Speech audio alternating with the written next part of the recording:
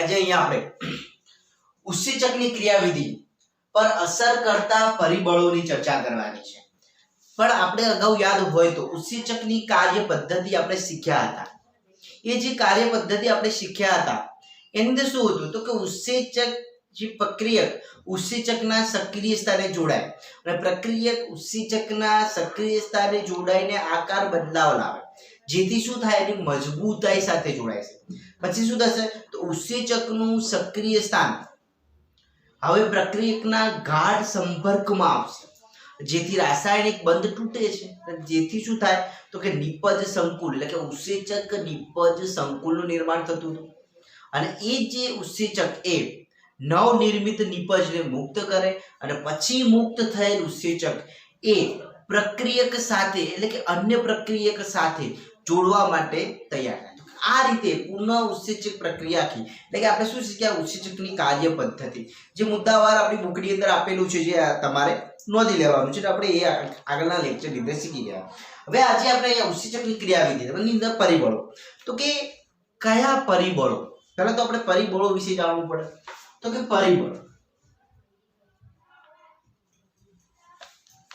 પરિબળોની અંદર તો કે પ્રોટીનની તૃતીયક સંરચનામાં ફેરફાર પ્રેરે। પરિબળો શું કરે તો કે પ્રોટીનની તૃતીય સંરચનામાં ફેરફાર પ્રેરે। હવે એવા તો પરિબળ કયા કયા તો કે ઉત્સેચકની સક્રિયતાને પણ અસર કરશે। બીજું પરિબળો બીજું શું કરશે તો કે ઉત્સેચકની સક્રિયતાને પણ અસર કરે, એટલે કે સક્રિયતાને પર અસર કરે છે। તેવા પરિબળ કયા કયા તો કે પરિબળની અંદર જો આપણે લઈએ તો કે તાપમાન,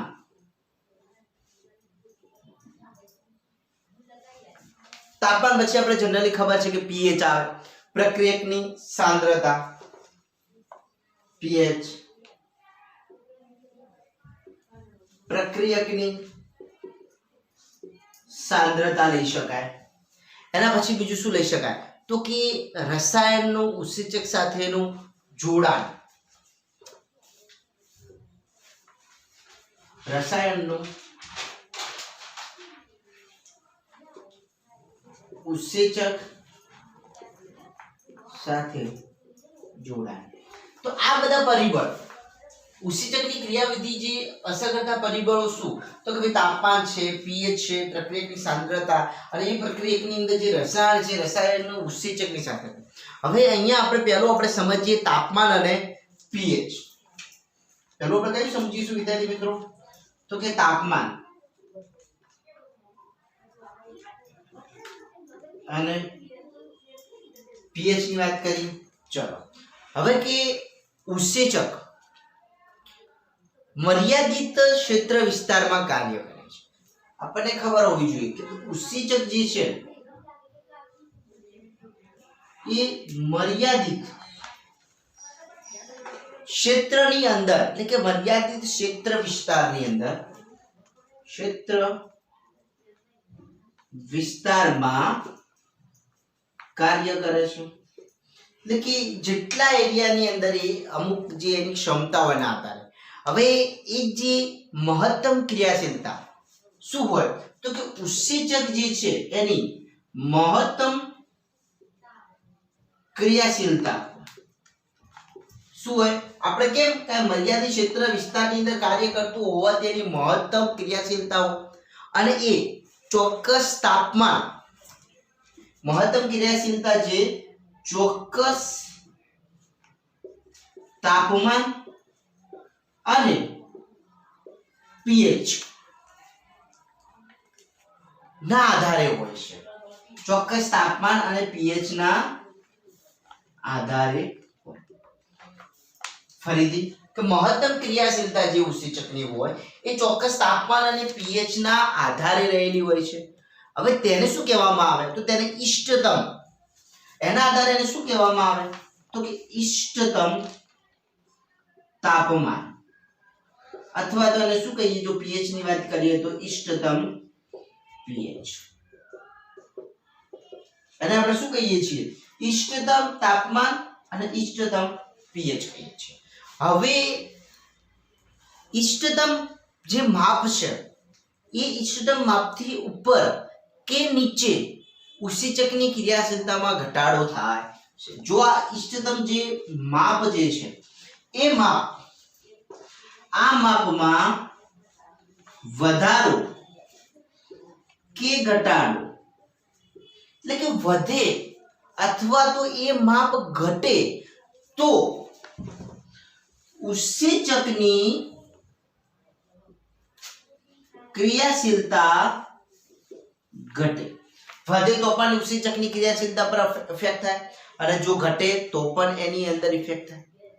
તો આની અંદર બીજી એવી માન્યતા કહી શકે કે નીચું તાપમાન અને ઊંચું તાપમાન લઈ શકીએ. તો જો નીચું તાપમાનની વાત કરીએ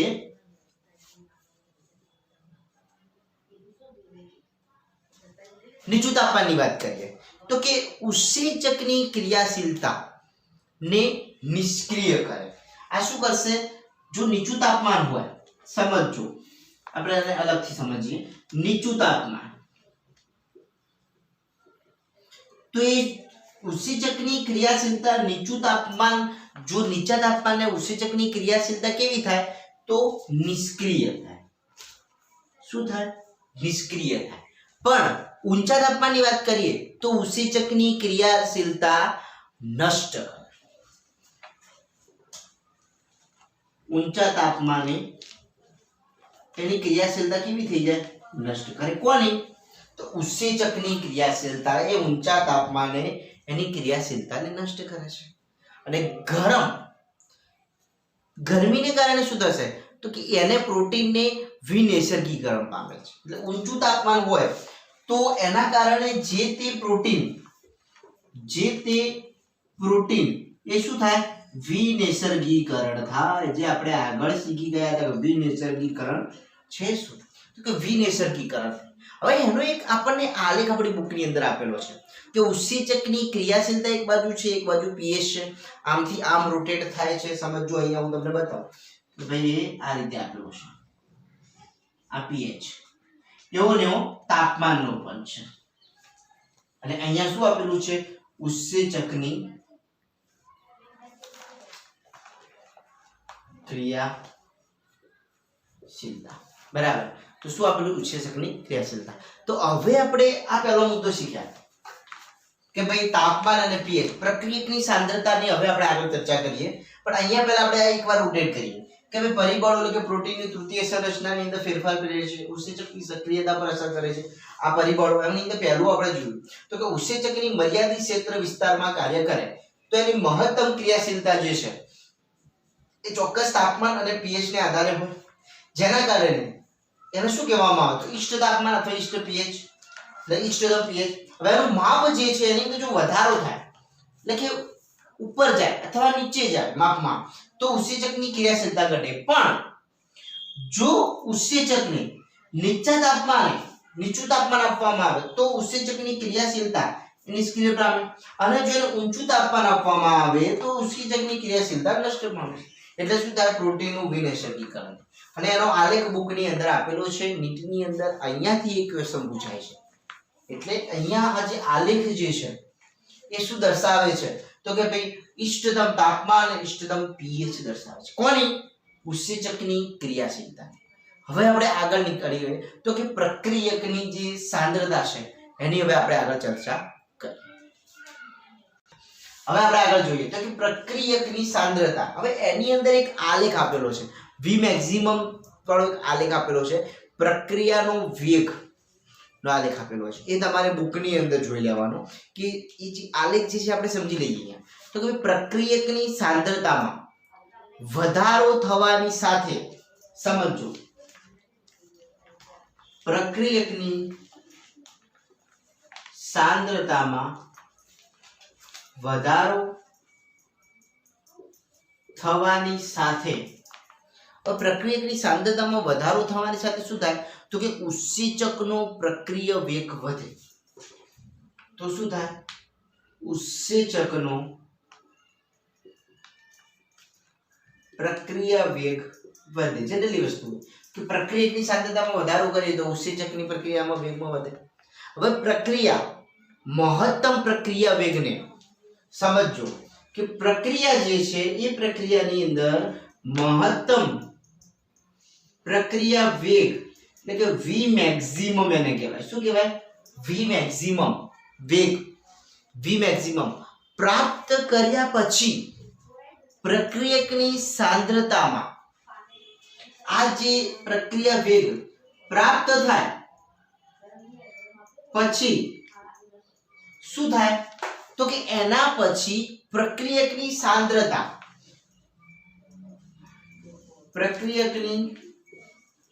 સાંદ્રતામાં જે વધારો થવો જોઈએ એટલે કે સાંદ્રતા વધતા આ પ્રક્રિયકની જે સાંદ્રતા વધવા છતાં તેમાં વધારો થતો નથી. એટલે કે સાંદ્રતામાં વધારો થતો નથી. ટુકડે ટુકડે સમજ્યા પૂરું સમજ છે કે જો પ્રક્રિયકની સાંદ્રતામાં વધારો થાય તો ઉત્સેચકની પ્રક્રિયામાં વેગ વધે.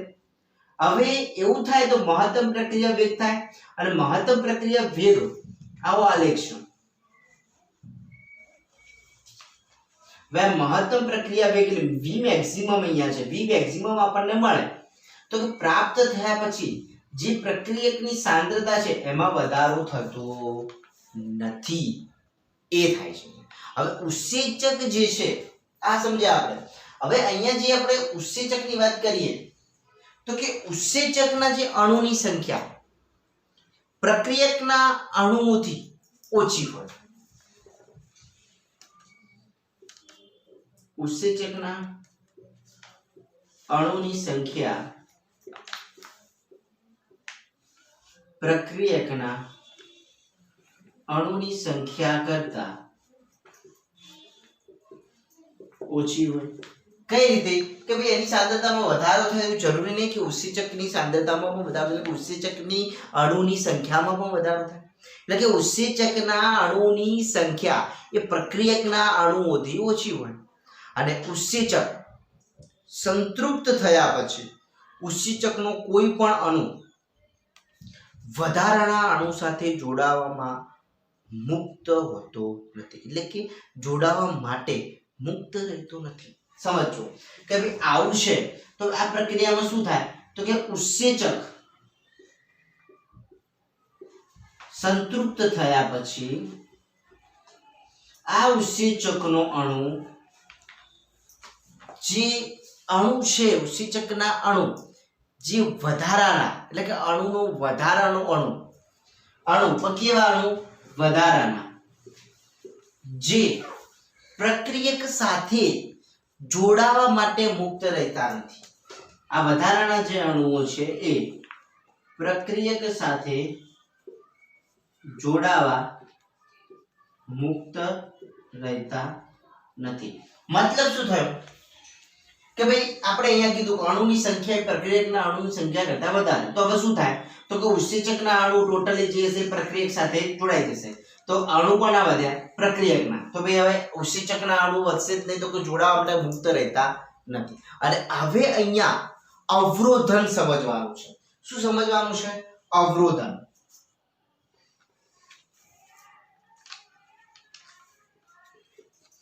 પ્રક્રિયાની અંદર અવરોધન આવી ઘટના થાય છે. સમજો પ્રક્રિયાની સાંદ્રતા સમજી રહ્યા છે તો હવે અવરોધન શું તો કે કોઈ રસાયણ ઉત્સેચક સાથે જોડાય. કોઈ રસાયણ ઉત્સેચક સાથે જોડાય. બરાબર. કોઈ રસાયણ છે ઉત્સેચક સાથે જોડાય છે અને તેની પ્રક્રિયાને અટકાવી દે છે તો તેને શું કહેવામાં આવે? અવરોધન. એટલે કે રસાયણ સાથે ઉત્સેચક જોડાય અને પ્રક્રિયાને અટકાવે તો તેને શું કહેવામાં આવે? આપણે તેને શું કહીએ? અવરોધન કહે છે. અવરોધે છે. પ્રક્રિયા ચાલે છે. હવે ઉત્સેચક એવો પડશે એની અંદર કે પ્રક્રિયક જે રસાયણ છે એની સાથે એ બાઇન્ડ થઈને શું કરશે? જે પ્રક્રિયા ચાલે છે એને અટકાવી દે છે અને આ રસાયણને અવરોધક અને અવરોધન કહેવાય. અને જે આ રસાયણ છે એ રસાયણને અવરોધક કહેવાય. એટલે અહીંયા આપણે શું કોન્સેપ્ટ શીખવાનો? અવરોધક અને અવરોધક. એવું રસાયણ, કોઈ રસાયણ એ ઉત્સેચક સાથે જોડાય અને પ્રક્રિયાને અટકાવે તો એને શું કહેવામાં આવે છે? અવરોધક. બરાબર. હવે આની અંદર બીજો એક છે પ્રતિસ્પર્ધી અવરોધક.